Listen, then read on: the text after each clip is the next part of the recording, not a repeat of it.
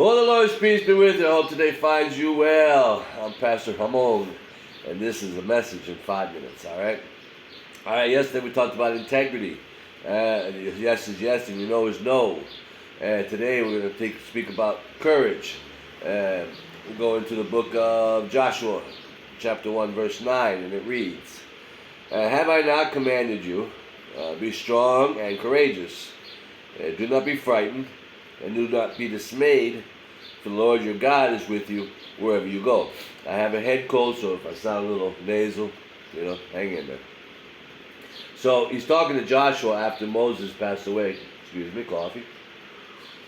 It's good coffee. Coffee guy. After Moses had gone into heaven, and he is giving command of the nation. Can you imagine that? You wake up the next day and you're the president. You know what I'm saying? You're the guy in charge of everything.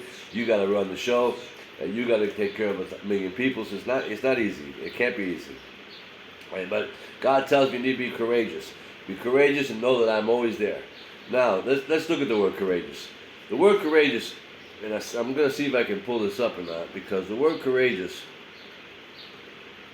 when you first look at it, it reads the ability to control your fear in a dangerous or difficult situation. All right, but if you check, it means bravery,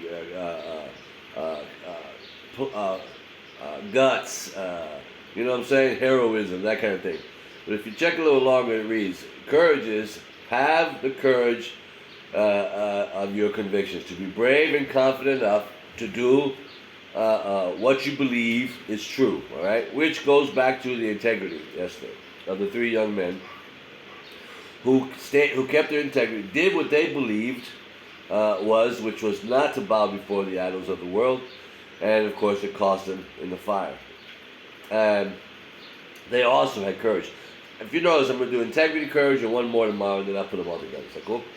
And so they also had courage, because they knew they were going to get in the fire 7 times. So if we look at this and courage today, we look at the book of Daniel, chapter 6. Now Daniel's another young guy. He came in with the other 3 guys. They live all at the same time. They eat at the same time. They probably hang out in the same places. But Daniel is also a young man who believes in integrity. And he prays 3 or 4 times. He prays according to what the law says. Every time out his window toward Israel. And so the world around him, okay, the world around you is jealous. They don't like the fact that you have a connection with God. That's what pisses them off. Okay, if you're wondering why everybody's mad, it's because you have a connection with God. Satan doesn't want you to have a connection with God.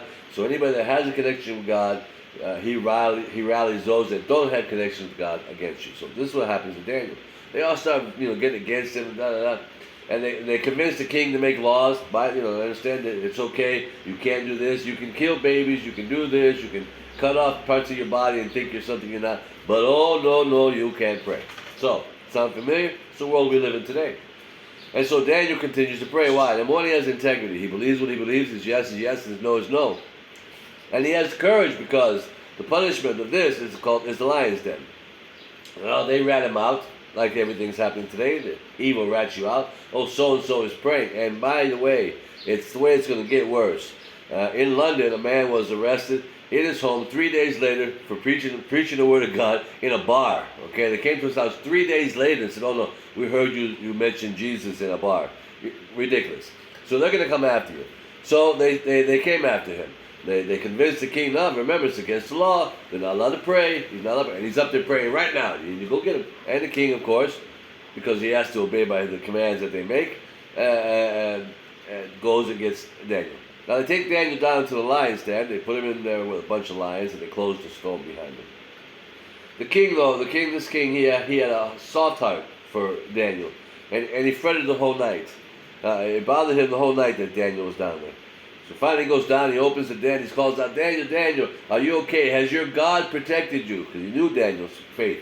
And Daniel called out, no, not a problem, my king, may you live and prosper. He goes, what happened? He goes, my God sent angels down here, and they sewed the mouth of the lion shut.